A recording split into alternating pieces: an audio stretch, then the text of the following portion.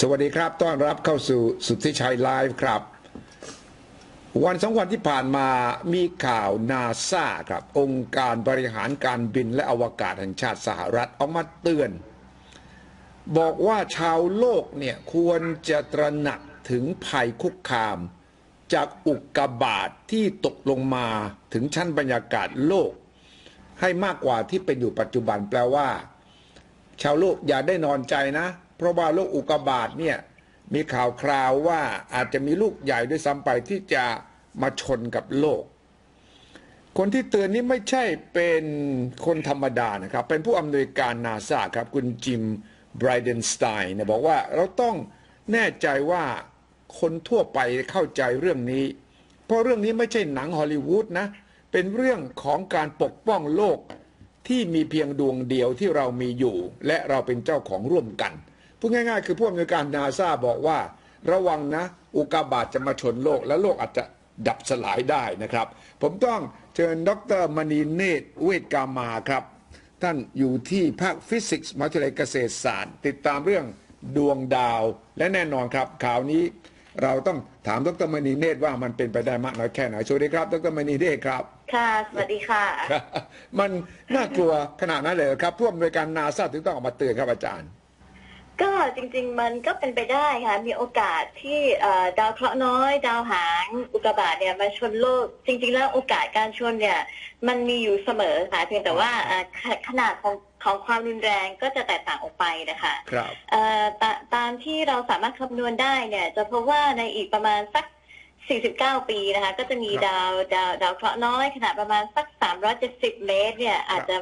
ะมีโอกาสที่จะมาชนโลกค่ะแม้ว่าค่ะแม้ว่าความน่าจะเป็นมันน้อยนะคะความน่าจะเป็นก็ไม่ได้มากนะก็คือประมาณ1 ใน150,000หรือถ้าคิดเป็นเปอร์เซ็นต์ก็เพียงแค่0.0007%เท่านั้นนะคะครับค่ะอันนี้ในอีก49 ปีนะคะแต่ถ้าเกิดว่ามันมาชนเนี่ยมันก็จะมีความ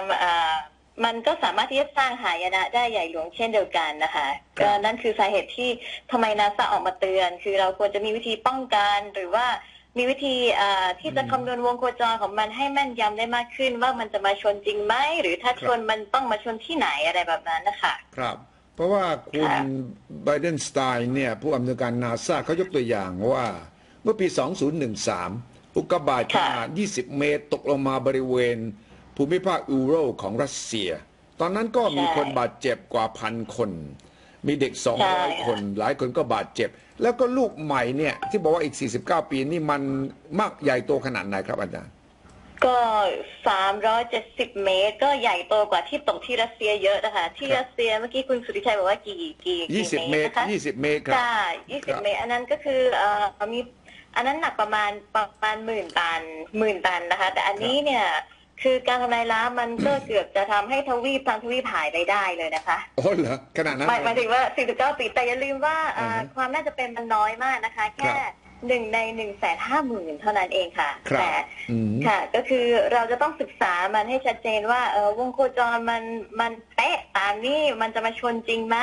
หรือว่ามันประกอบไปด้วยอะไรบ้างถ้าเกิดว่ามันมาชนจริงเรามีวิธีการที่จะทำให้วงโคจรมันเปลี่ยนไปยังไงหรือมีวิธีการป้องกันยังไงนะคะครับแต่ว่าข่าวที่ออกมาเนี่ยผู้บริการนาซาเขาต้องการจะส่งสัญญาณอะไรให้กับมนุษย์บนโลกนี้แหละครับเขาต้องการที่จะระดมความคิดนะคะที่จะเตรียมความพร้อมในการรับมือถ้าเกิดว่าสักวันหนึ่งเนี่ยในอนาคตซึ่งก็อาจจะอยู่ในช่วงอายุของเราหรือว่าสำหรับอนาคตลูกหลานเราต่อไปอีกเป็น100 ปีเนี่ยเราจะรับสถานการณ์นี้ยังไงจริงๆแล้วเขามีการประชุมนะคะที่ระดมพลังสมองในการที่จะแก้ปัญหาการชนของพวกดาวเคราะห์น้อยหรือว่าอุกกาบาตเนี่ยทุกๆ2 ปีนะคะที่จริงๆแล้วที่ช่วงนี้มันเป็นข่าวดังก็เพราะว่าเขากำลังประชุมกันอยู่นะคะที่วอชิงตันใช่เขาเรียกการประชุมนี้ว่า Planetary Defense Conference เลยนะคือเป็นการประชุมเป้าหมายนี้เลยใช่ไหมเพื่อปกป้องโลกของเราจากอุกกาบาตหรือจากการภัยคุกคามจากข้างนอกถูกต้องเลยค่ะก็คือเขามีแม้กระทั่งการจำลองว่าถ้ามีอุกกาบาตมาชนขนาดเท่านี้ระดับเท่านี้คือเขาในการประชุมเขามีจำลองให้ด้วยว่าถ้ามีอุกกาบาตประมาณเท่านี้มาชนเราจะมีวิธีการแก้ปัญหายังไงค่ะครับเพราะว่า เพราะว่าถ้าอุกกาบาตมันใหญ่มากจริงๆแล้วในอีกประมาณ156 ปีเนี่ยจะมีอุกกาบาตที่ใหญ่มากมาที่ใหญ่ขึ้นกว่านั้นอีกค่ะก็คืออุกกาบาตที่ชื่อว่าเบนนูค่ะอันนี้จะมีเส้นผ่าศูนย์กลางค่ะประมาณครึ่งกิโลเมตรเลยนะคะอันนี้ใหญ่มากค่ะ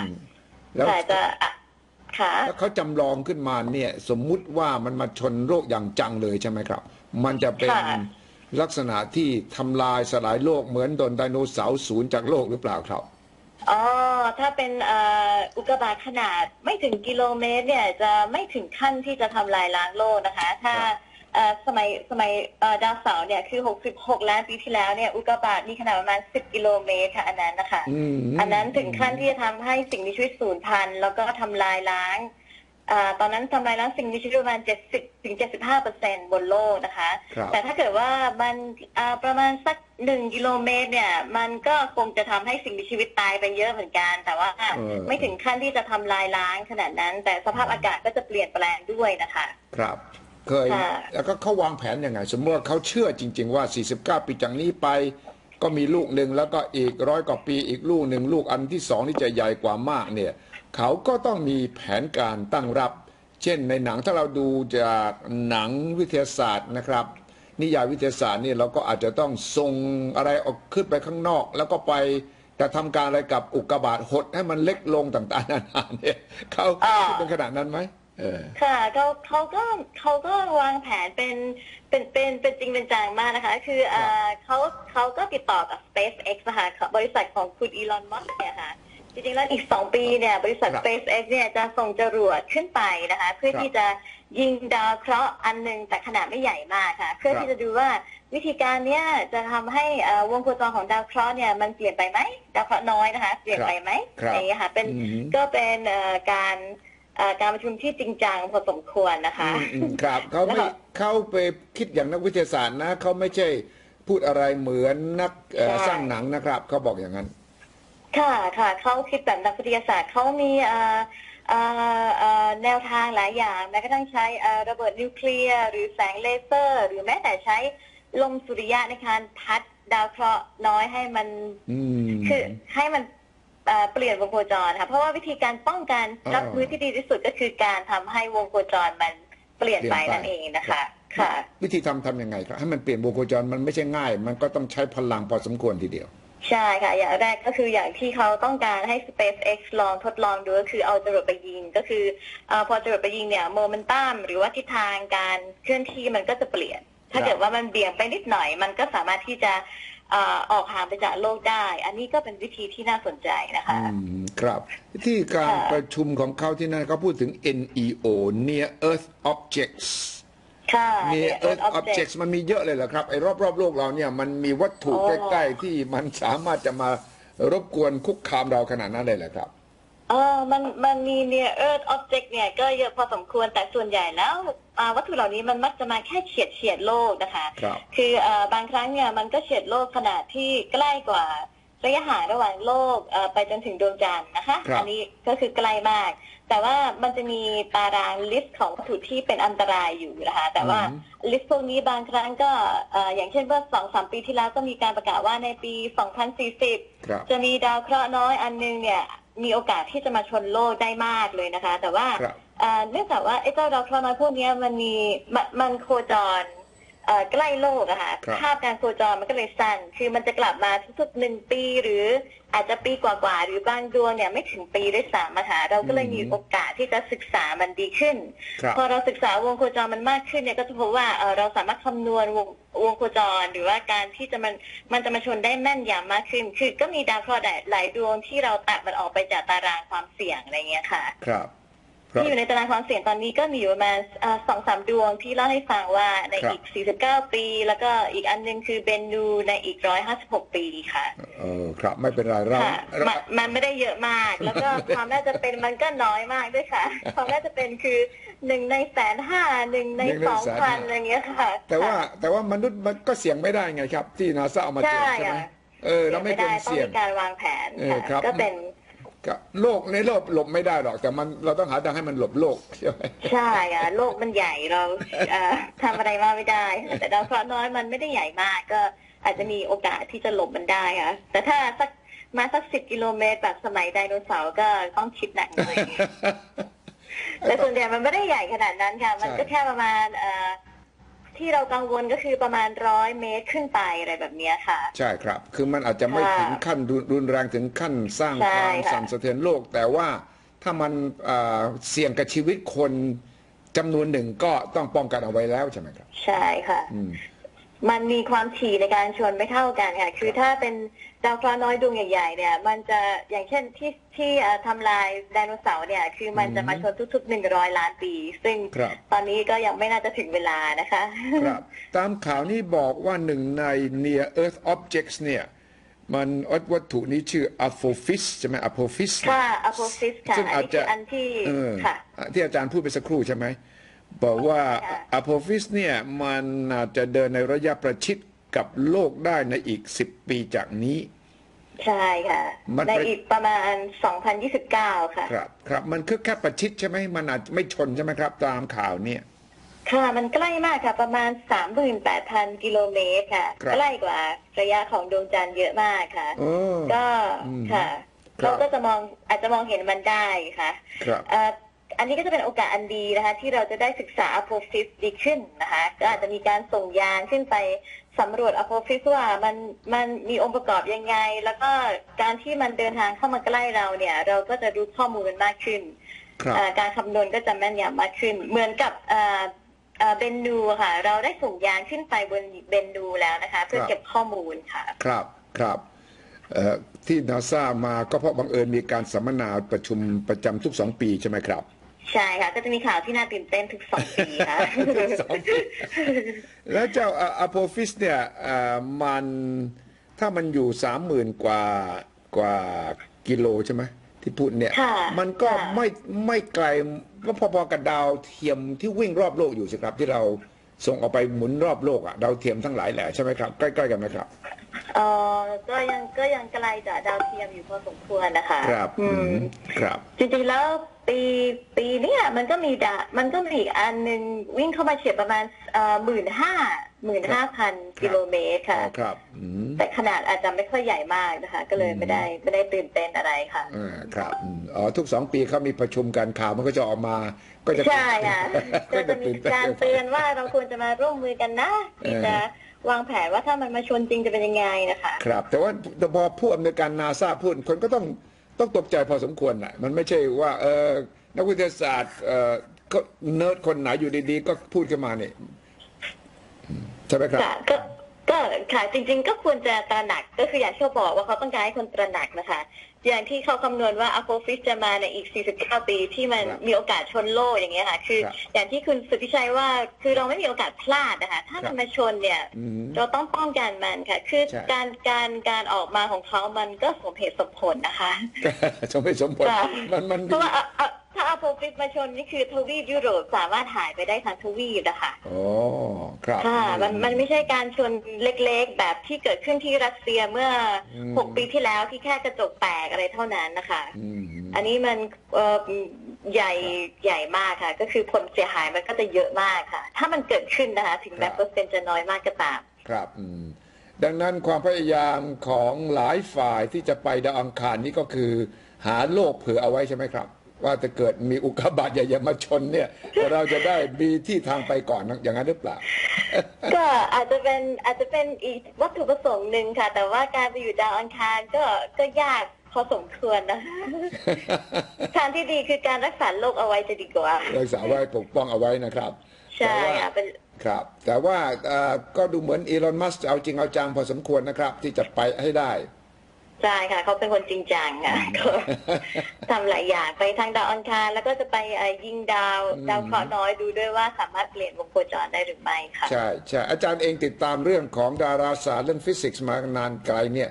เชื่อในเรื่องที่ดาวอังคารว่าเรากับไปถึงได้และก็เราจะสามารถตั้งถิ่นฐานที่นั่นได้จริงไหมเชื่อว่าเราไปถึงดาวอังคารได้ค่ะแต่ว่าการตั้งถิ่นฐานที่ดาวอังคารก็จะยากหน่อยเพราะว่าบรรยากาศที่ดาวอังคารมันเจือจางมากนะคะก็คือเราต้องคือเราต้องมีวิธีการสร้าง ครับ สร้างอากาศขึ้นมาค่ะ ครับ ก็อาจจะเป็นไปได้นะคะก็มีความเชื่อมั่นว่าถ้าเรา อืม พัฒนาเทคโนโลยีก็อาจจะเป็นไปได้นะคะเหมือน ครับอืม เหมือนในหนังอะไรเงี้ย ในยุคสมัยเรานี่นะทันนะยุคไม่ใช่ยุคเราอะยุคอาจารย์อะยุคผมอาจจะไม่เคยทันแล้วล่ะว่ายุคอา อ๋อ จารย์ ยุคนี้ก็อาจจะมีความเป็นไปได้ไม่มากเท่าไหร่นะคะ คือ 20 ปี30 ปีข้างหน้าเป็นไปได้ไหมครับ ก็อาจจะเป็นไปได้ค่ะ ก่อนอื่ คน รับ ต้องเดินทางไปถึงดาวอังคารให้ได้ก่อน คือมนุษย์ต้องไปเหยียบก่อนนะคะ ครับ แต่ดาวอังคารเป็นดาวที่น่าสนใจเพราะว่ามันคล้ายโลกตรงที่ว่า อืม แกนของดาวอังคารเนี่ยเอียงพอๆกับแกนโลกนะคะ แล้วก็ทำให้ฤดูกาลต่างๆ ก็เปลี่ยนคล้ายๆกับแกนโลก คืออุณหภูมิไม่ต่างกันมากนักในวงโคจรของดาวอังคาร ก็จะเป็นดาวที่อาจจะเหมาะที่สุดในระบบสุริยะที่เราจะย้ายไปนะคะ แต่เนื่องจากมันมีอากาศน้อยก็จะมีความเป็นไปได้ ครับ น้อยหน่อยนะคะ ครับอาจารย์ดรมณีเนตรนี่ติดตามเรื่องดาราศาสตร์และฟิสิกส์นะครับ แล้วก็เชื่อไหมครับว่าอาจารย์มณีเนตรก็ติดตามเรื่อง Black Hole หลุมดำเป็นผู้เชี่ยวชาญคนหนึ่งเลยแหละนะวันก่อนผมคุยกับอาจารย์อยากจะให้อาจารย์เล่าอีกทีหนึ่งในรายการนี้สำหรับคนที่ติดตาม Black Hole ติดตามเรื่องอุกกาบาตเนี่ยเรื่อง Black Hole ที่เพิ่งเห็นภาพเป็นครั้งแรกอาจารย์ตื่นเต้นไหมครับ โอ้ตื่นเต้นมากค่ะวันนั้นต้องรอดูถ่ายทอดสดเลยค่ะ ครับตื่นเต้นเพราะอะไรครับ ก็เพราะว่าเราได้เห็นภาพแบล็คโฮลเป็นครั้งแรกนะคะมันเป็นวัตถุที่น่าสนใจมากที่สุดในเอกภพวัตถุหนึ่งอะค่ะแล้วก็การที่จะถ่ายภาพมันเนี่ยค่อนข้างยากมากนะคะ ก็เลยตื่นเต้นค่ะ ครับและภาพนั้นเนี่ยมันพอเห็นภาพแล้วเนี่ยทำให้อาจารย์คิดว่ามันสอดคล้องกับจินตนาการของอาจารย์ก่อนหน้านี้ไหมว่าแบล็คโฮลหน้าตามันควรจะเป็นอย่างไร แล้วอ่านในหนังสือเนี่ยแต่ว่าพอเห็นรูปจริงแล้วผิดหวังสมหวังหรือว่าตื่นเต้น หรือว่ามันแค่นี้เองเหรอหรือว่าแค่โดนัทลูกเดียวเหรออะไรทำนองนั้นอ๋อค่ะก็คือเนื่องจากว่าเป็นนักดาราศาสตร์ก็เลยเดาได้ว่าหมายถึงว่ามันคงไม่ใช่รูปแบบในหนังอินเตอร์สเตลล่าที่เป็นชาร์ตอะไรแบบนั้นนะคะก็เลยก็ยังไงก็ตื่นเต้นมากอยู่ดีค่ะที่ได้เห็นภาพนั้นนะคะเพราะเราไม่เคยเห็นคืออย่างแรกก็คือว่าทฤษฎีของไอน์สไตน์เนี่ยที่พูดถึงแบล็คโฮลคือไอน์สไตน์ไม่ได้เป็นคนพูดถึงแต่ว่าชวาร์ซชีลด์เป็นคนพูดถึงนะคะก็คือเราไม่รู้ว่ามันมีอยู่จริงหรือเปล่าคือมันเป็นแค่ทฤษฎีว่าถ้ามวลสารอัดแน่นกันมากเนี่ยสามารถเกิดสภาพที่เรียกว่าแบล็คโฮลได้แล้วก็จะมีอีเวนต์ฮอริซอนก็คือขอบฟ้าเหตุการณ์ที่อยู่รอบๆนะคะที่อะไรก็ตามผ่านเข้าไปในนั้นจะไม่สามารถหลุดได้อะค่ะแล้วภาพหลุมดำที่เขาเผยแพร่ออกมาเนี่ยมันก็คือพิสูจน์ได้ว่าเนี่ยมันมีแบล็คโฮลอยู่จริงแล้วก็คือสัมพัทธภาพของไอน์สไตน์ก็เป็นจริงนะคะและการที่เราได้เห็นภาพขอบฟ้าเหตุการณ์นะคะคือขอบเขตที่อะไรก็ไม่สามารถหลุดพ้นจากหลุมดำได้เนี่ยมันเป็นเหตุการณ์ที่พิเศษมากค่ะครับถ้าไอน์สไตน์ยังมีชีวิตอยู่ไอน์สไตน์จะคิดยังไงครับไอน์สไตน์ก็คงจะปรับปลื้มดีใจมาก ว่าที่สิ่งที่ตัวเองเคยคาดเดาไว้เคยพยากรณ์ไว้มันมีจริงใช่ไหมครับใช่ค่ะทฤษฎีของเขาก็คือตอนที่เขามีชีวิตอยู่เขาแทบจะไม่เห็นผลการพิสูจน์จริงๆของทฤษฎีของเขาเลยค่ะรวมทั้งหลุมดำแล้วก็เลนความโน้มถ่วงนะคะที่ไม่ทราบว่าคุณสุทธิชัยเคยเห็นหรือเปล่าว่ากาแล็กซี่มันจะทำให้แสงโค้งได้อะไรแบบนี้ค่ะคือที่ค่ะไอน์สไตน์บอกว่าสเปซไทม์เกิดความโค้งงออย่างเงี้ยค่ะก็คืออันนี้ในสมัยเราเนี่ยได้เห็นอะไรที่เป็นบทพิสูจน์ของทฤษฎีสัมพัทธภาพของไอน์สไตน์เยอะมากค่ะครับมันโค้งงอจริงใช่ไหมอาจารย์มันโค้งงอจริงค่ะเพราะว่าเราอ่านเราฟังอะไรเราไม่ค่อยมันโค้งได้ยังไงงอได้ไงอาจารย์อธิบายภาษาง่ายๆหน่อยมันโค้งงอได้ไงก็จริงๆแล้วแสงเนี่ยคือง่ายคือว่าระหว่างทุกสิ่งทุกอย่างมันจะมีอวกาศและก็เวลาใช่ไหมคะเราพูดถึงอวกาศก่อนก็ได้ค่ะจะได้มองภาพชัดๆอวกาศเนี่ยเราอาจจะคิดว่ามันเป็นอะไรเรียบๆแบนๆใช่ไหมคะแต่ตามทฤษฎีของไอน์สไตน์เนี่ยอะไรที่มีมวลนะคะมวลตัวเนี้ยสามารถที่จะทำให้อวกาศเนี่ยเกิดความโค้งงอได้นะคะค่ะโค้งงอรอบๆมวลนะคะเหมือนกับโลกก็มีความ อวกาศก็มีความโค้งงอหรือรอบๆหลุมดำหรือรอบๆกาแล็กซีที่มีมวลมากๆเนี่ยอวกาศก็มีความโค้งอะค่ะทีนี้แสงเนี่ยแสงก็เดินทางไปตามอวกาศแสงก็ไม่รู้หรอกว่าอวกาศมันโค้งหรือเปล่าแต่แสงจะเดินทางด้วยระยะทางที่สั้นที่สุดที่มันผ่านเข้าไปในอวกาศใช่ต้องสั้นที่สุดใช่สั้นที่สุดเส้นทางที่สั้นที่สุดมันก็จะใช้เส้นทางนั้นใช่ไหมครับใช่ค่ะทีนี้อวกาศโค้งแสงก็เดินไปตามความโค้งของอวกาศเราก็จะเห็นว่าแสงที่เรารู้ว่ามันควรจะเดินทางเป็นเส้นตรงเนี่ยมันโค้งได้การที่มันโค้งได้คือต้องมีการโค้งของอวกาศบริเวณรอบๆนั้นนะคะครับนี่ก็คือทฤษฎี space and time ครับใช่ไหมครับใช่ค่ะทฤษฎีสัมพัทธภาพของไอน์สไตน์ค่ะ space and time ค่ะการและอวกาศครับหลุมดำนี่คนไทยติดตามเยอะแล้วก็แน่นอนมีคำถามว่าจริงไหมเนี่ยว่าอะไรวิ่งไว้ใกล้ๆหลุมดำโดนดูดหายไปหมดเลยเนี่ยอาจารย์พลังดูดก็มันขนาดนั้นเลยเหรอครับอ๋อค่ะก็คืออะไรที่มีแรงอะไรที่มีแรงโน้มถ่วงมันก็ดูดอยู่แล้วค่ะเหมือนกับที่โลกโดนดวงอาทิตย์ดูดแต่ว่าความแรงของการดูดขึ้นอยู่กับว่ามวลแล้วก็ความหนาแน่นบริเวณตรงนั้นเป็นเท่าไหร่ค่ะคือหลุมดำเนี่ยเป็นบริเวณที่มวลทั้งหมดเนี่ยโดนดูดเข้าไปในจุดที่เรียกว่า singularity หรือจริงๆก็คือเป็นจุดที่ไม่มีขนาดมันก็คือมีความหนาแน่นเป็นอนันต์เลยนะคะเพราะฉะนั้นตรงบริเวณรอบๆตรงนั้นเนี่ยบางทีมันอาจจะไม่ใช่บริเวณที่ใหญ่มากนะคะก็คือถ้า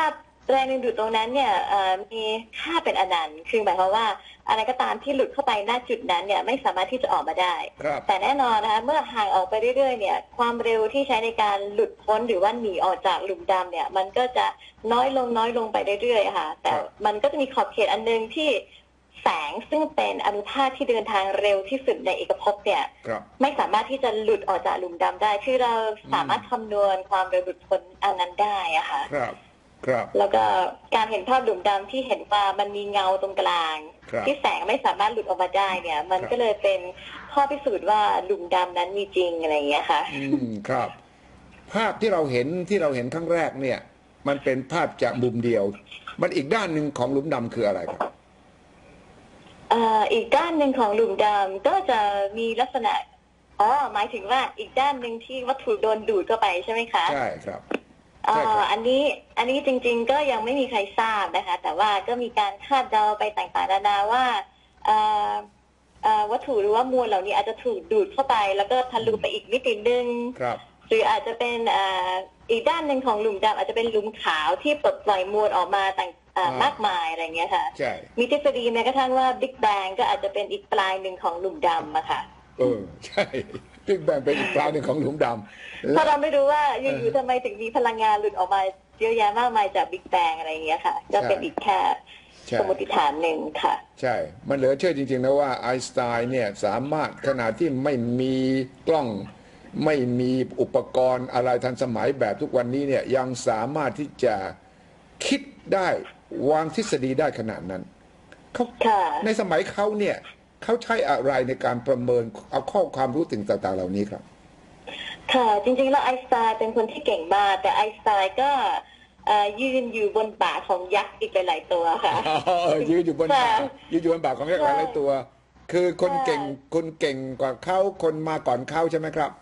ใช่ค่ะก็มีคนก่อนหน้านั้นเยอะแยะมากมายอย่างเช่นทฤษฎีสมการที่ยิ่งใหญ่ของไอน์สไตน์คือ E เท่ากับ mc square จริงๆแล้วมีคนคิดขึ้นมาก่อนแล้วค่ะครับค่ะคนนั้นคือองรีปวงการีค่ะปวงการีเป็นนักคณิตศาสตร์ชื่อดังมากค่ะครับก็วางรากฐานให้ทฤษฎีของไอน์สไตน์เยอะแยะมากมายรวมทั้งสมการ E เท่ากับ mc square แต่ว่าปวงการีเนี่ยไม่สามารถที่จะแก้มันได้อย่างสมบูรณ์แต่ไอน์สไตน์เนี่ยเป็นคนเก่งมากคือเขาอ่านงานของใครก็ตามเนี่ยเขาสามารถที่จะขยายผลไปให้หาผลเฉลยที่สมบูรณ์ได้ค่ะใช่ใช่ใช่เขาต่อยอดได้พูดง่ายๆใช่ค่ะแม้แต่ทฤษฎีสัมพัทธภาพของเขาก็คือต่อยอดมาจากทฤษฎีของลอเรนซ์ของปวงการีของหลายๆคนที่คิดมาแต่ว่ายังไม่สำเร็จก่อนหน้านั้นนะคะครับนี่ความสนุกของนักวิทยาศาสตร์นักดาราศาสตร์อย่างอาจารย์มณีเนตรก็สนุกเลยคิดยังไงถึงไปเรียนวิชาด้านนี้ครับอาจารย์ก็ตอนเด็กๆก็ดูดาวนี่แหละค่ะอันนี้คือจุดเริ่มต้นดูดาวชอบดาวสมัยเด็กใช่ค่ะก็ศึกษาไปเรื่อยๆว่าดาวพวกนี้มันเกิดขึ้นมาได้ยังไงมันอยู่ยังไงก็เลยคิดว่า ต้องเป็นนักฟิสิกส์ให้ได้ค่ะ อ๋อเหรอ ต้อง ตัดสิน เรี ใจ ยน ตัดสินใจตั้งแต่เด็กอยากเป็นนักฟิสิกส์เลยเหรอครับ ค่ะตอนเด็กๆอยากคือมีเคยอ่านหนังสือเล่มเล็กๆประวัติบุคคลสำคัญของโลกแล้วก็เจอนิวตันค่ะ อ๋อ นิวตันกับกาลิเลโอ อ๋อ ค่ะ นิวตันกับกาลิเลโอนี่เป็นแรงบันดาลใจ ใช่ เลยว่า อยากเป็นอย่างเขาเหรอ ใช่ค่ะตอนนั้นก็เจอไอน์สไตน์แต่ว่าอ่านไม่เข้าใจค่ะทฤษฎีของไอน์สไตน์ ยากมากเลยนะแล้วอาจารย์เริ่มอ่านเข้าใจตอนไหนตอนอาจารย์เริ่มอ่านไอน์สไตน์เข้าใจตอนอยู่ชั้นไหนครับเนี่ยพวกเรายัง ก็ พวกเราแก่ขนาดนี้ยังอ่านไม่เข้าใจเลย อาจารย์เริ่มเข้าใจตอนไหน น่าจะสมัยปริญญาโทค่ะปริญญาตรีก็ยังคลุมเครืออยู่นะคะ ไป ใช่ ไปเจอไปอะไรพบไปตรัสรู้อ่ะพูดง่ายๆคือไปเข้าใจลึกซึ้งเนี่ยตอนไหนอ่านยังไงถึงเข้าใจไอน์สไตน์ครับ ก็อ่านแล้วก็เจอเพื่อนที่เก่งมากๆค่ะ ก็พูดคุยกัน แล้วก็เขาอธิบายให้ฟังก็เข้าใจมากขึ้นค่ะ อ๋อ แต่มันก็ไม่ใช่เรื่องง่ายต้องคุยกับคนที่เก่งๆนะคะ คือ ใช่ การพูดคุยนี่สำคัญมากแลกเปลี่ยนความคิดเห็นอ่านคนเดียวก็จะงมๆอยู่ ใช่ใช่ใช่ แต่ถ้ามีกลุ่มคนที่ ครับ พูดคุยได้นักฟิสิกส์อย่างเงี้ยค่ะ ครับ อาจารย์ก็เรียนที่ไหนก่อนที่จุฬาก่อนเหรอ อ๋อไม่ค่ะเรียนที่ เกษตร มหาวิทยาลัยเกษตรศาสตร์แล้วก็ จบที่ เรียน เกษตร ต่อโทที่มหิดลแล้วก็ไปต่อปริญญาเอกที่เยอรมนีค่ะ อ๋อแล้วฟิสิกส์ตลอดเลยเหรอครับตรีโทเอก ใช่ค่ะจริงๆตรีโทเป็นฟิสิกส์แล้วก็เอกเป็นแอสโทรฟิสิกส์ค่ะ Astrophysics อันนี้ก็จะเน้นดาราศาสตร์จริงๆแล้วตอนปริญญาโททำเรื่องควอนตัมเลยค่ะ ควอนตัมโอ้นี่ก็อีกหัวข้อหนึ่ง ใช่ค่ะ ที่หัวข้อหนึ่งที่สำคัญมากในยุคนี้นะคนพูดถึงควอนตัม ใช่ เทอรีกันนี่นะครับ ค่ะควอนตัมทฤษฎีก็น่าสนใจสุดๆ ตอนเนี้ยอาจารย์อธิบายหน่อยควอนตัมผมก็ได้ยินคนพูดกันเยอะอธิบายภาษาง่ายๆได้ไหมครับว่ามันสำคัญยังไงต่ออนาคตเนี่ยไอ้ควอนตัมเทอรีเนี่ย อ๋อค่ะควอนตัมทฤษฎีเนี่ยจริงๆแล้วเมื่อก่อนมันก็ไม่มีนะคะแต่ว่ามันมีเหตุการณ์ที่เราไม่สามารถอธิบายได้ว่าเราจะอธิบายสิ่งที่เรียกว่า black body radiation ครับ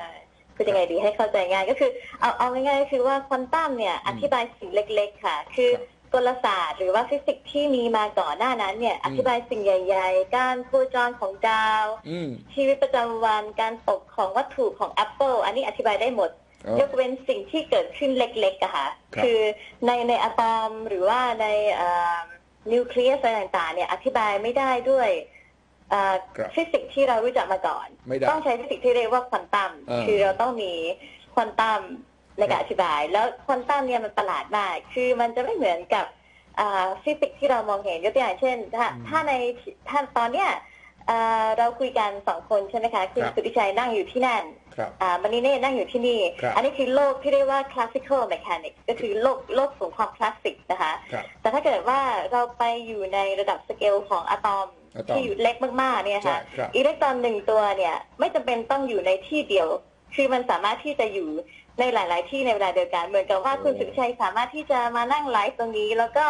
ไปวิ่งออกกำลังกายในเวลาเดียวกันได้ โอ้โหแล้วที่เราคือ ค่ะ ควอนตัมนี่แหละ อันนี้เป็นเรียกว่า superposition ของอนุภาคเกิดขึ้นได้ในควอนตัมเมคานิกส์ค่ะ เนี่ยครับ แล้วมันในทุกโลกทุกวันนี้มีใครเอามาอัพพลายทำให้มันเกิดในชีวิตประจำวันได้ยังครับ อ๋อเราจริงๆแล้วเราใช้ทฤษฎีควอนตัมตลอดเวลาแม้แต่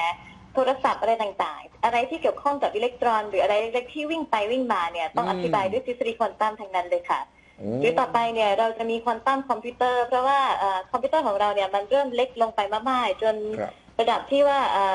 บิตที่ใช้ในการคำนวณเนี่ยมันเล็กลงไปในสเกลที่ว่าฟิสิกส์ธรรมดาอธิบายไม่ได้แล้วต้องใช้ควอนตัมในการอธิบายนะคะ แต่ข้อดีของควอนตัมก็คืออย่างที่เล่าให้คุณสุทธิชัยฟังว่ามันอยู่ในซูเปอร์โพซิชันคือ Superposition คุณสุทธิชัยสามารถมีหลาย ๆ สถานะในเวลาเดียวกันได้ โอ้นี่ ค่ะ ไม่เลวเลยนะเนี่ย ไม่เลวนะ ค่ะ มีหลายสถานะในเวลาเดียวกันเนี่ย ใช่ค่ะจะไปวิ่งออกกำลังกายหรือนั่งไลฟ์หรือว่าไปนอนอย่างนี้ก็ได้ค่ะในเวลาเดียวกันนะคะ ค่ะอันนี้ แล้วต้ อั อน ง นี้ ทำ คื ยั อง ไง ประโยชน์ ต้องทำยังไง ก็ แล้วใครพัฒนาอยู่ไหมใครพัฒนา อ๋อ AI มีเหรอ มีคนพัฒนาควอนตัมคอมพิวเตอร์เยอะมากค่ะพอดีตัวเองไม่ได้ศึกษาต่อแต่ว่าหลักการของมันก็คือว่าเนื่องจากว่าอะไรที่อยู่ในควอนตัมสเตทเนี่ยมันสามารถมีหลายๆสเตทในเวลาเดียวกันดังนั้นเนี่ย ใช่ ควอนตัมบิตเนี่ยลักษณะของควอนตัมบิตก็คือว่ามันสามารถอยู่ในสถานะหลายๆสถานะในเวลาเดียวกัน มันเลยสามารถที่จะให้การคำนวณที่เร็วขึ้นกว่า อะไรที่เรียกว่า classical bit ได้มากๆนะคะนี่คือประโยชน์จากควอนตัม ฟิสิกส์ค่ะเนี่ยผมก็พยายามอ่านอยู่เนี่ยครับเนี่ยผมอ่านหนังสือเล่มนี้อยู่เนี่ยอาจารย์มันชื่อ Reality is not what it seems The Journey to Quantum Gravity คาร์โล โรเวลลี่คนนี้เป็นไงครับคนนี้ชื่ออะไรนะคะเนี่ยชื่อคาร์โล โรเวลลี่เนี่ยอาจารย์อาจารย์เห็นไหมอาจารย์เห็นไหมอย่างนี้เห็นไหมเห็นค่ะแต่ว่ายังไม่เคยอ่านเล่มนี้เลยแต่เนี่ยเขาเขียนพยายามเขียนอธิบายอย่างง่ายๆผมก็พยายามทำความเข้าใจกับมันเนี่ยแต่ว่ามันน่าตื่นเต้นมากใช่ไหมไอ้ควอนตัมทฤษฎีใหม่เนี่ย gravity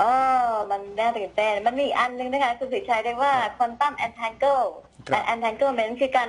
หลักการพัวพันของควอนตัมอะค่ะอันนี้เราอาจจะเกี่ยวข้องกับในหนัง Star Trek ที่มีการย้ายมวลสารในประมาณนี้ค่ะแต่ยังไม่ถึงขนาดนั้นค่ะคืออะไรก็ตามที่มันอยู่ในควอนตัมสเตทแล้วมันมีการพัวพันกันแบบควอนตัมเนี่ยคือว่าคุณสุชัยมี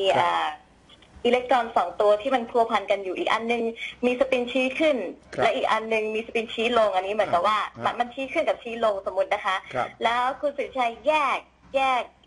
อิเล็กตรอน2ตัวเนี้ยไปไว้คนละที่แล้วทำการวัดอีกตัวหนึ่งถ้าอีกตัวหนึ่งชี้ขึ้นมีสปินนะคะสปินคือคุณสมบัติอย่างหนึ่งชี้ขึ้นอีกตัวหนึ่งมันจะชี้ลงทันทีมันจะชี้ลงทันทีทันทีทันใดทั้งที่ข้อมูลในเอกภพเนี้ยต้องใช้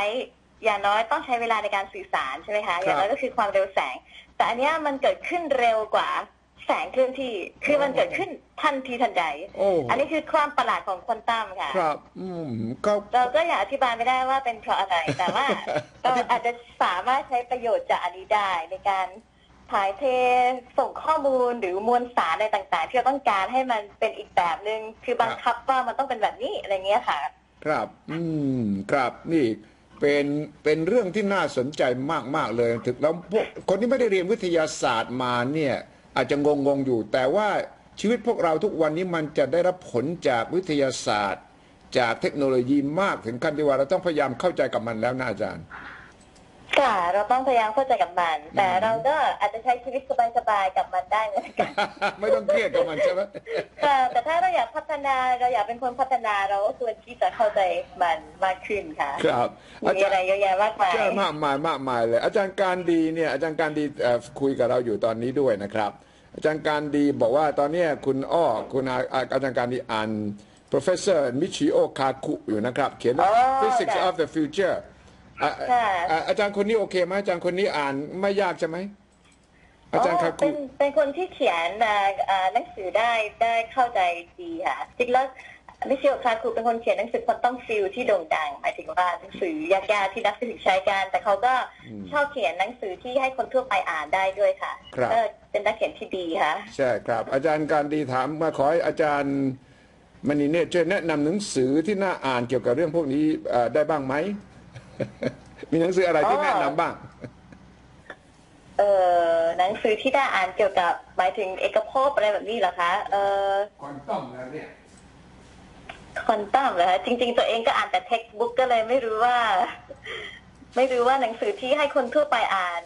จะเป็นยังไงบ้างนะคะหมายถึงให้คนทั่วไปอ่านใช่ไหมคะควอนตัมใช่ครับฮัลโหลใช่ค่ะใช่ครับอาจารย์ใช่ครับหนังสือทั่วไปที่คนทั่วไปที่ไม่จำเป็นต้องเป็นนักวิทยาศาสตร์เนี่ยสามารถที่จะอ่านพอเข้าใจได้เนี่ยถ้าเป็นควอนตัมนี่ก็จริงๆตัวเองอ่านแต่เท็กซ์บุ๊กที่บอกเมื่อกี้อาจารย์ไม่อ่านหนังสืออ่านเล่นบ้างเลยเหรออาจารย์ซีเรียสขนาดนั้นเลยเหรอไม่ได้ซีเรียสแต่ว่าอาจจะเป็นความเคยชินนะคะก็เลยไม่ค่อยได้อ่านนี่เล่มหนึ่งที่ผมอ่านมิเชลคาคุก็เขียนดีมิเชลคาคุเนี่ยเล่มล่าสุดเนี่ยที่ผมหยิบมาจากร้านหนังสือชื่อ The Future of Humanity เนี่ย Future of Humanity เนี่ยเขาพูดถึงว่าดาวอังคาร interstellar travel immortality and our destiny beyond Earth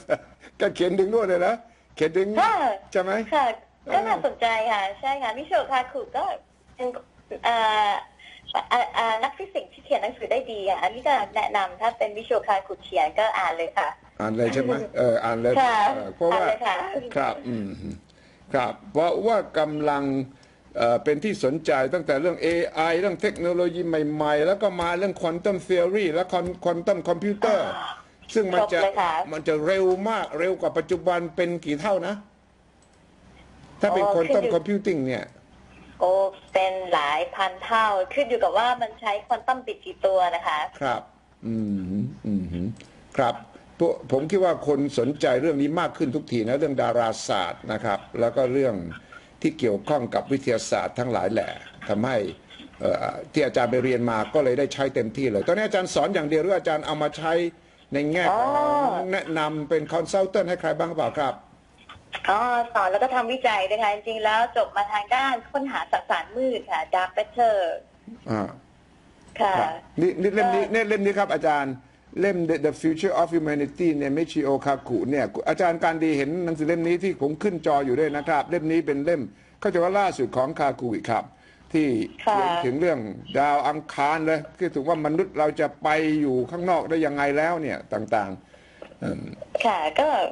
อย่างที่บอกค่ะยังไม่เคยอ่านแต่ว่าถ้าได้ยินมิเชลคากุก็แนะนำให้อ่านได้เลยค่ะแต่อาจารย์ทำวิจัยอะไรอยู่ตอนนี้ก็ทำวิจัยค้นหาสิ่งที่เรียกว่า Dark Matter นะคะหรือว่าสสารมืดค่ะสสารมืดมันคืออะไรครับสสารมืดเนี่ยเป็นองค์ประกอบถึงเกือบ 30% ของเอกภพนะคะแต่ว่าเราไม่ทราบว่ามันคืออะไรคือเราเนี่ยรู้ว่ามันมีเยอะด้วยแล้วก็เป็นองค์ประกอบสำคัญที่ทำให้เกิดเอกภพในปัจจุบันนะคะแต่ปัญหาคือว่าเราไม่รู้ว่ามันคืออะไรเลยไม่รู้ว่ามันเป็นอนุภาคชนิดไหนค่ะก็มีคนทำงานวิจัยมากมายเพื่อค้นหาว่าสสารมืดคืออะไรก็สิ่งที่ทำอยู่ที่มหาวิทยาลัยพร้อมกับนิสิตนักศึกษาก็คือค้นหาสสารมืดโดยวิธีทางอ้อมค่ะดูว่ามันเป็นอนุภาคชนิดไหนมีมวลเท่าไหร่อะไรประมาณนั้นค่ะครับถ้าทำไมแล้วก็ค่ะแล้วอาจารย์ไปสนใจเรื่องนี้ทำไมในเมื่อมันห่างไกลกับเราเหลือเกินมันไม่ห่างไกลจากเรานะคะเพราะว่าเราอยู่ในเอกภพแล้วสารมืดก็อยู่ในเอกภพมันอยู่รอบๆตัวเราไม่ใช่สิ่งที่ห่างไกลเราเลยนะคะใช่ผมคงห่างไกลกับความรู้ด้านนี้พอสมควรแต่ว่าก็เป็นเรื่องที่น่าตื่นเต้นสำหรับเราที่ติดตามวิวัฒนาการของโลกในทุกๆด้านนะครับค่ะค่ะคือถ้าเราเข้าใจธรรมชาติมากขึ้นมันอาจจะฟังดูห่างไกลตอนนี้แต่ว่าถ้าเราเข้าใจธรรมชาติมากขึ้นเราก็จะใช้มันได้ดีขึ้นค่ะเหมือนสมัยก่อนที่เราเพิ่งค้นพบอะตอมอย่างเงี้ยค่ะไม่มีใครรู้ว่าเราจะไปทำอะไรค่ะแล้วตอนนี้ทุกสิ่งทุกอย่างก็เกี่ยวข้องกับอะตอมเกี่ยวข้องแม้แต่ตอนที่ค้นพบไฟฟ้าอย่างเงี้ยค่ะเราก็ไม่รู้ว่าจะเอาไปทำอะไรด้วยซ้ำค่ะใช่ครับจะน่าใจที่ว่าตอนนี้คนไทยเด็กไทยสนใจเรียนฟิสิกส์เรียนดาราศาสตร์วิทยาศาสตร์มากขึ้นไหมครับช่วงหลังนี้ก็มากขึ้นเยอะค่ะเดี๋ยวนี้ก็มีอย่างฟิสิกส์ก็มีมากขึ้นเป็นอาจจะไม่ถึง100 คนแต่ว่าก็เป็นหลัก10ไม่เหมือนสมัยก่อนแค่ไม่ถึง10 คนอะไรอย่างนี้ค่ะมีคนสนใจมากขึ้นค่ะครับเรามีงานวิจัยเยอะขึ้นเรามีโอกาสในการทำวิจัยกับนานาชาติมากขึ้นตอนนี้สถาบันวิจัยดาราศาสตร์แห่งชาติก็ให้ทุนทำงานวิจัยกับเขาเรียกว่า Cherenkov Telescope Array นะคะเป็นกล้องโทรทัศน์ที่จะตรวจวัดอะไรได้หลายอย่างมากค่ะคือเป็นโครงการใหญ่มากเราก็ทำวิจัยกับนานาชาติด้วยนะคะครับมีโอกาสที่จะไปจับมือร่วมวิจัยเรียนรู้จากต่างประเทศเยอะเลยนะครับถ้าสนใจทางด้านดาราศาสตร์ตอนนี้เนี่ยครับจับมือเรียบร้อยแล้วก็เชิญเข้ามาให้ความรู้เรียบร้อยค่ะครับพูดถึงแบล็คโฮลอาจารย์จะอธิบายนิดหนึ่งว่าการถ่ายรูปนี้ได้สำเร็จเนี่ยมันเป็นการร่วมมือของทั้งโลกที่น่าตื่นเต้นมากเลยนะวันก่อนอาจารย์เล่าให้ผมฟังเนี่ยอาจารย์เล่าใหม่ได้ไหมครับว่ากล้องเนี่ยที่ใช้ถ่ายรูปนั้นได้สำเร็จมันเกิดจากความร่วมมือยังไงครับค่ะก็เป็นความร่วมมือที่เรียกว่า Event Horizon Telescope นะคะก็คือใช้กล้องโทรทัศน์วิทยุนะคะทั่วทั้งโลกเนี่ยถ่ายภาพร่วมกันนะคะก็คืออย่างที่เล่าให้คุณสุริชัยฟังในวันนั้นก็คือ Black Hole เนี่ยมันไกลมากแล้วก็เป็นตำแหน่งที่ต้องใช้ความละเอียดในการถ่ายภาพมากคือมีมุมมองบนท้องฟ้าเล็กมากอะค่ะคืออะไรที่เป็นวัตถุเล็กๆเนี่ยการที่เราจะมองเห็นรายละเอียดของมันได้เนี่ยจะต้องใช้กล้องโทรทัศน์ที่ใหญ่มากคือมันจะสัมพันธ์กับขนาดของกล้องไอ้เจ้าขนาดของกล้องที่จะถ่ายภาพแบล็คโฮลที่เขาประกาศข่าววันนั้นได้เนี่ยมันจะต้องใหญ่ประมาณโลกเราอะค่ะครับทีนี้เราไม่มีกล้องคือเราไม่มีกล้องโทรทัศน์ที่ใหญ่ขนาดโลกแต่ว่าเราสามารถใช้ความร่วมมือ จากการที่เรามีกล้องวางอยู่ทั่วโลกเนี่ยเป็นเหมือนกับกล้อง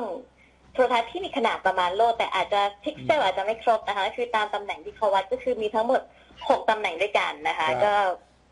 ทุกตัวก็ชี้วัดไปที่แบล็คโฮลใช่แล้วก็เอาสัญญาณมารวมกันนะคะแล้วก็ทำการวิเคราะห์สัญญาณก็ได้ภาพอย่างที่เราเห็นกันนะคะครับแต่อาจจะต้องใช้อัลกอริทึมบางอย่างช่วยนิดหน่อยเพราะว่าภาพมันไม่ได้สมบูรณ์แบบนั้นมันจะโบไปบ้างอะไรอย่างเงี้ยค่ะ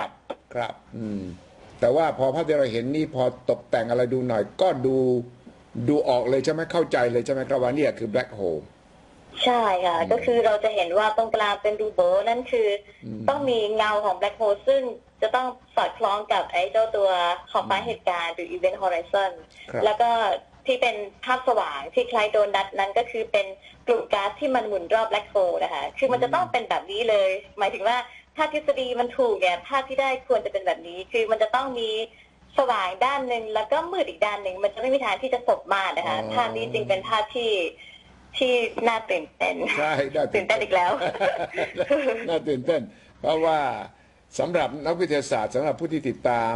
เรื่องแบล็คโฮลมาตลอดเนี่ยแน่นอนเลยมันคือปรากฏการณ์ที่เราคอยมาตลอดชีวิตของการศึกษาติดตาม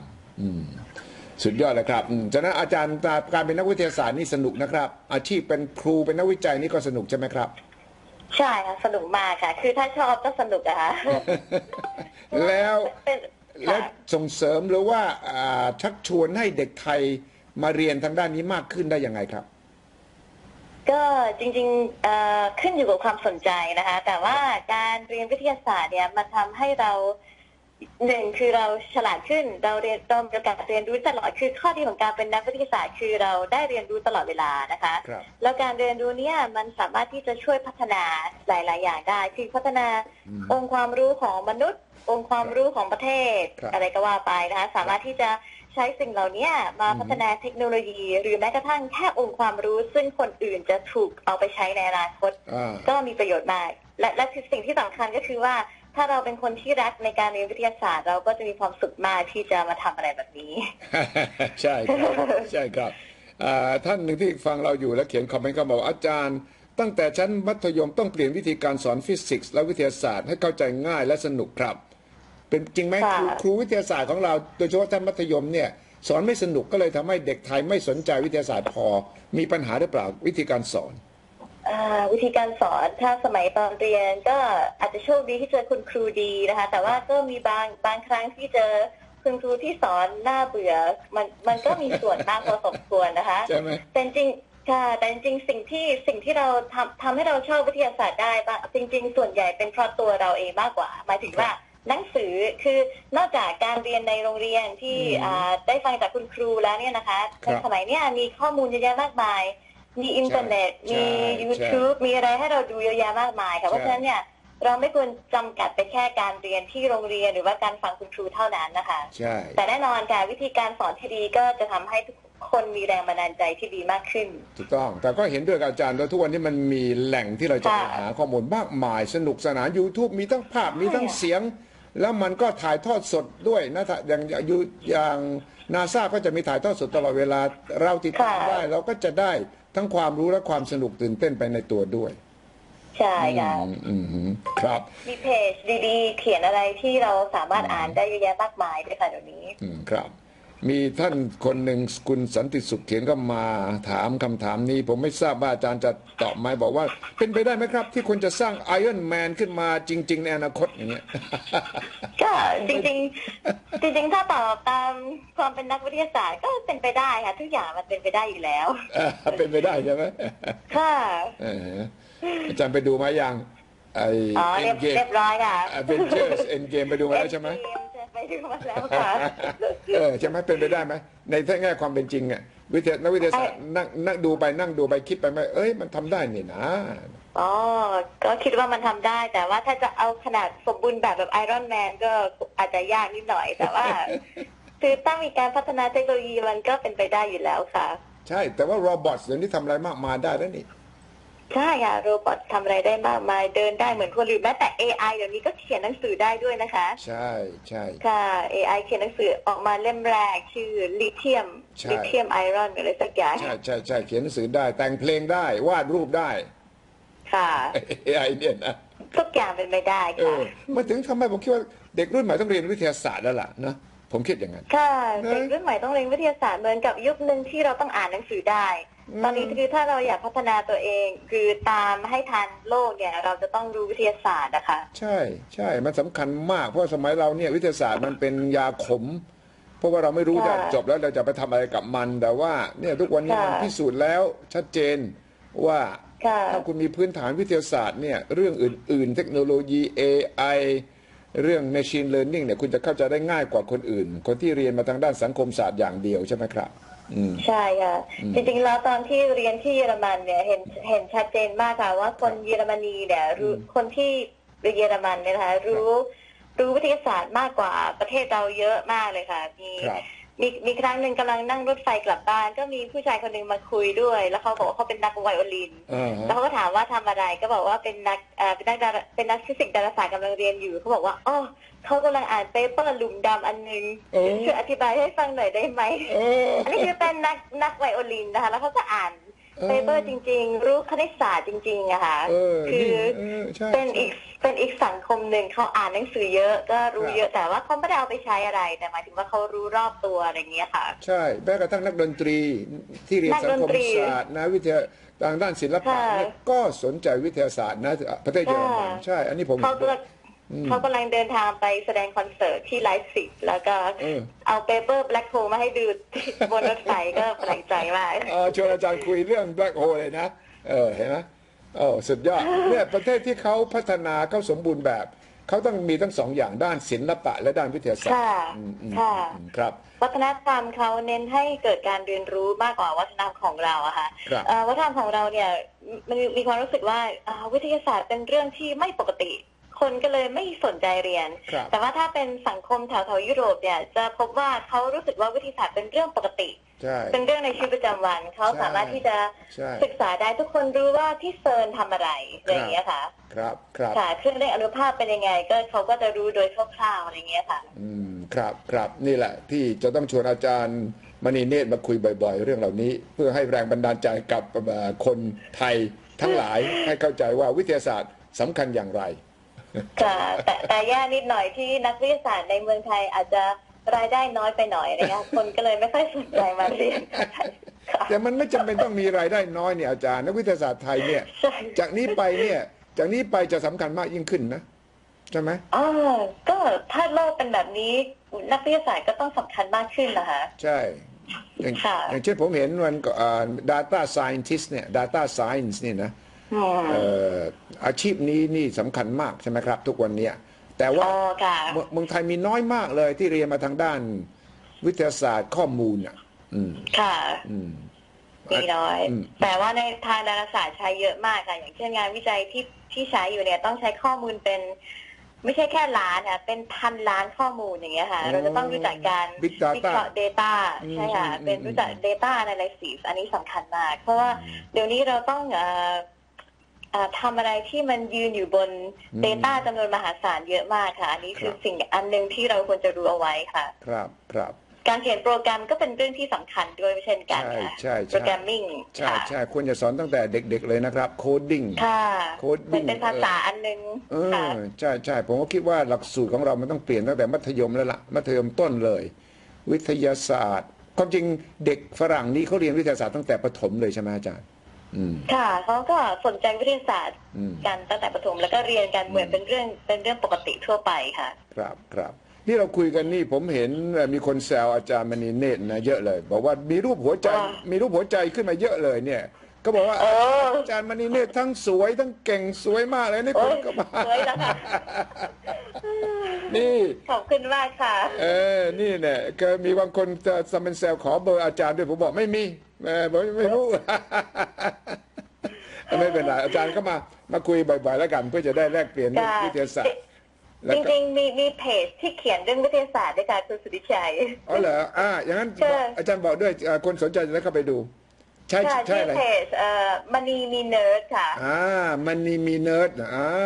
ค่ะมณีมีเนิร์ดใน Facebook ค่ะจะเขียนเรื่อง เขียน เกี่ยว ไว้ กับ จดไว้ด้วยครับ